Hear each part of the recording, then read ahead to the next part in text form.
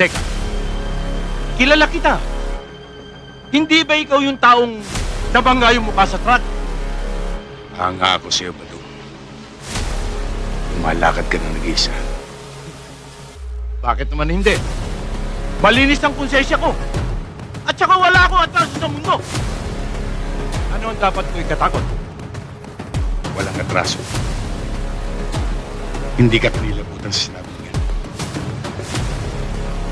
Alam mo bang wala kang karapatang mabuhay? Pare ko, sino naman ako para kainitan mo?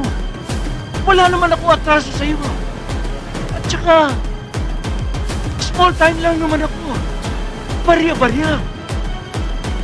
Sisiw ka ako. Kaya ngayon,